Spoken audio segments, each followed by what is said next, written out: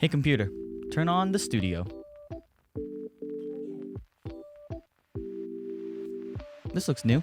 Let's talk about it.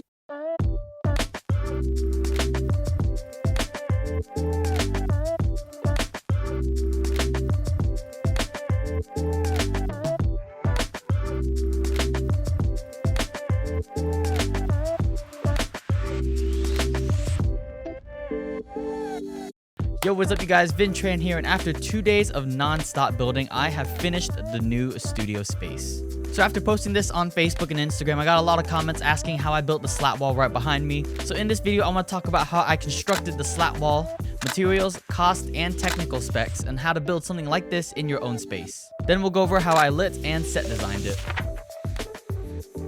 So this idea came to me a few months ago when I had just finished college and moved back home. I knew I wanted my office and my studio space to reflect my new style. Something dark and moody, but still has some earthy tones in it. So like all great artists, I took to Pinterest and to YouTube. For the slat wall in particular, I took from two different sources. Becky and Chris had a black slat wall in their studio, and then more recently, Parker Walbeck had a very similar slat wall in his studio. I like the look of Parker's wall, but the ease of use and construction style of Becky and Chris's. So my version is a mix of both. Now Parker used a brand called Wood Up, which is a slat wall that also provides acoustic treatment to the space. That wall has much tighter spacing, but Becky and Chris's wall opted for a 1:1 spacing ratio, meaning that the space between each slat was the same width as a single slat. Now, as a disclaimer, build this at your own discretion. Personally, I'm super comfortable with building and painting since I do general contracting on the side, so do as much as you are comfortable with. Although I did try to make this build as simple as I could with easy off-of-the-shelf materials. Now, I wanted to build a wall that was big enough and tall enough for me to be able to film at or against and not be able to see the edges. I landed on a 12-foot by 8-foot wall. Another challenge for me was that I couldn't build this in my garage and then lug it upstairs, and then through a conventional interior door frame.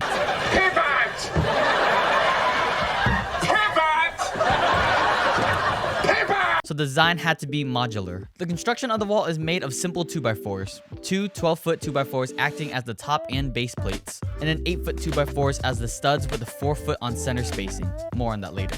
The slats are attached to 4x8 1/4-inch plywood that I painted tricorn black from Sherwin-Williams. Then the slats themselves are 8-foot 1x2s. These are technically furring strips, which are more ideal for rough construction. However, I wanted some character in my wood. If someone was to look closely at that slat wall, you'll see tons of holes, dings, and nicks.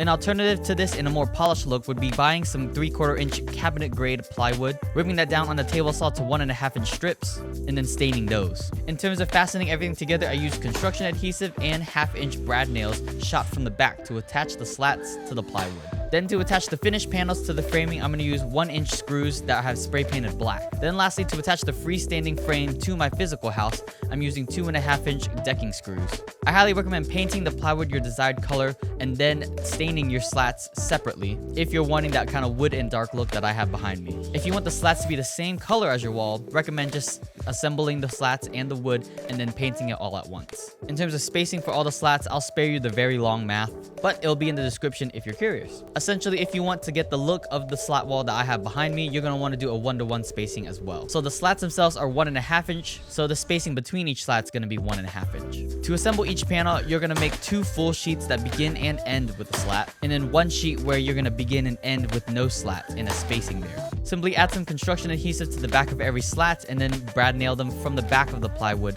into the slat. One note I'm sure I'm going to get is that 1/2-inch brad nails aren't that strong. The brad nails are only there to keep the slats in place so that way we can keep assembling and not have to wait for the construction adhesive to dry. So once your panels are done, then we come to the framing portion. Earlier I mentioned that we're doing 4-foot on center spacing.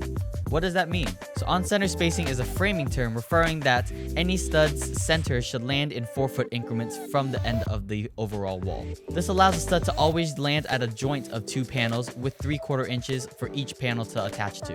Now going to those 2x4 by 8 foots, you're going to make sure that you cut off 3 inches to make sure that the wall from the very bottom to the very top is exactly 8 feet.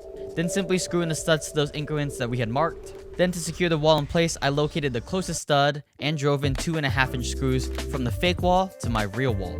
Then on the free floating end of the wall, I simply added a leg to make sure that it was plumb. Lastly, it's just placing the panels in place and then screwing them into the frame. Now, having a nice looking wall is only half of the equation.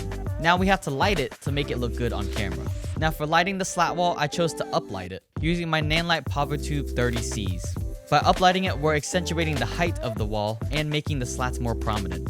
And then for an additional flare, I added a little streak of light using one of my LS60Xs. And that's all I have for you guys today. Please, if you guys enjoyed this, make sure you guys hit that subscribe button. But as always, I will catch you guys next time.